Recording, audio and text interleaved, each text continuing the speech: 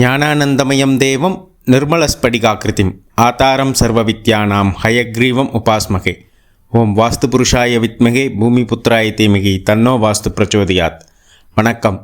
ALP ஜோதிடர் உங்கள் லோகநாதன், கோவையிலிருந்து. அட்சய இலக்கண பத்திய ஜோதிட முறையில் இந்த வீடியோவில் நம்ம பார்க்கக்கூடிய நிகழ்வானது வாஸ்து.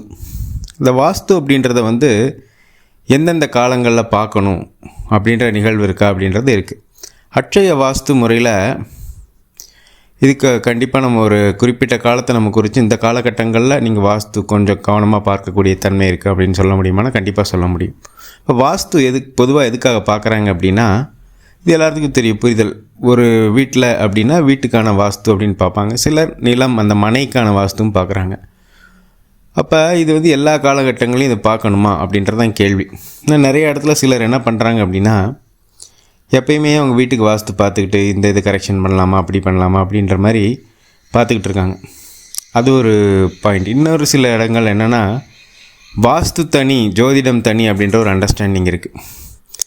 ஏன்னா வாஸ்து எல்லாமே ஜோதிடம் ஜாதகத்துக்குள்ளே இருக்குன்றது தான் உண்மை. ஏன் அப்படின்னா, இந்த மொத்த பிரபஞ்சமே அந்த ஜோதிடத்தை வழியில் தான் நம்ம பார்க்க முடியும். அதுபோல் அந்த வாஸ்து அதுக்குள்ளே தான் இருக்கும். ஒவ்வொருத்தருடைய வாஸ்துவை இயக்கக்கூடியது அவங்க ஜாதகம் அப்படின்றது தான் சொன்னால் மிகையாகாது. வாஸ்து அப்படின்றது வீட்டுக்கு பார்க்குறோம். வீடு அப்படின்றது ஜோதிடத்தில் 4ஆம் பாவகம் அப்படின்னு சொல்லுவோம். இப்போ 4ஆம் பாவகம் அப்படின்றது வீடு. அதே போல் 4ஆம் பாவகம் அப்படின்றது ஒருவருடைய சுகம். ஒரு சுகம் இல்லை அப்படின்னு சொல்கிறாங்க அப்படின்னா, அப்போ தான் அவருக்கு போய் மருத்துவரை பார்ப்பார். அதுக்கு என்ன இது பண்ணணும், மெடிசன் எடுக்கணும், என்ன பண்ணணும், வைத்தியம் பார்க்கணுன்னு பார்ப்பாங்க. இப்போ சுகம் சம்மந்தப்பட்ட விஷயங்கள் கெடும்போது தான் அதை பார்க்குறாங்க. அதே போல் இந்த வாஸ்து சம்மந்தப்பட்ட விஷயங்களும் இந்த காலத்தில் உங்களுக்கு எப்படி இருக்குது, 4ஆம் பாவம் சாதகமாக இருக்கா? சாதகமாக இருக்குது அப்படின்னா நீங்கள் எந்த வீட்டில் இருந்தாலும் உங்களுக்கு நல்லா தான் இருப்பீங்க. உங்களுக்கு வாஸ்து குற்றமே எங்கேயும் வேலை செய்யாது அப்படின்றது தான் உண்மை. அது தெரியாமல் நிறையா பேர் என்ன அப்படின்னா, எல்லா காலத்துலேயும் வாஸ்து கரெக்ட் பண்ணுறான்னு பண்ணிக்கிட்டே இருப்பாங்க. அப்போ எந்த காலத்தில் வாஸ்து சம்மந்தப்பட்ட அந்த 4ஆம் பாவம் சம்மந்தப்பட்ட விஷயங்கள் உங்கள் ஜாதகத்தில் சாதகமாக இல்லையோ, அந்த காலத்தில் நீங்கள் அதுக்கான நிகழ்வு எடுத்து பண்ணினீங்கன்னா கரெக்டாக இருக்கும் அப்படின்னு சொல்லலாம்.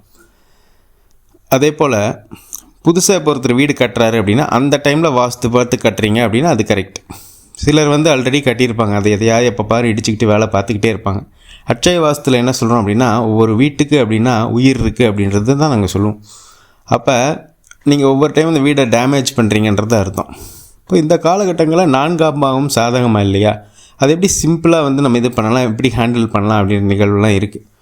சிலர் நினச்சிக்கிறாங்க, நம்ம ஒரு வாஸ்து 100% வாஸ்து இருக்கிற வீட்டில் போய் நம்ம எப்பயுமே போய் தங்கிட்டோம் அப்படின்னா நமக்கு சாதகமாக இருக்கும் அப்படின்னு. ஜாதகத்தில் உங்களுடைய தனிப்பட்ட ஜாதகத்தில் 4ஆம் பாவம் சாதகமாக இல்லை அப்படின்னா நீங்கள் 100% வாஸ்து வீட்டில் இருந்தீங்கனாலும் உங்களை அந்த இடத்துல அது இருக்க விடாது. ஏதோ ஒரு நிகழ்வு, ஏதோ ஒரு வேலை சம்மந்தமாக, ஏதோ ஒரு நிகழ்வு காரணமாக நீங்கள் வேறு இடத்துக்கு தான் போகிற மாதிரி தான் அந்த அமைப்பு வரும். அதுதான் நடக்கும்.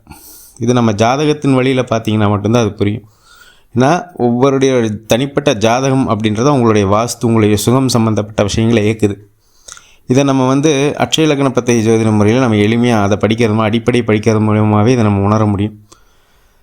இந்த வாஸ்து, இந்த ஜாதகம் ரெண்டும் இணைந்து எப்படி செயல்படுது அப்படின்றத எங்களுக்கெல்லாம் எளிய முறையில் சொல்லிக் கொடுத்த மதிப்புக்குரிய பொதுவுடைமூர்த்தி ஐயா அவர்களுக்கு இந்த நேரத்தில் என்னுடைய மனமார்ந்த நன்றிகளை சொல்லிவிட்டு, நமக்கும் நல்ல சிந்தனை சூழ்நிலை வாய்ப்புகள் அமைய எல்லாம் வல்ல இறைவனை வேண்டிட்டு மீண்டும் ஒரு ஏஎல்பி முறையிலான ஜாதக ஆய்வில் உங்களை சந்திக்கும் வரை உங்களிடமிருந்து விடைபெறுகிறேன். நன்றி, வணக்கம்.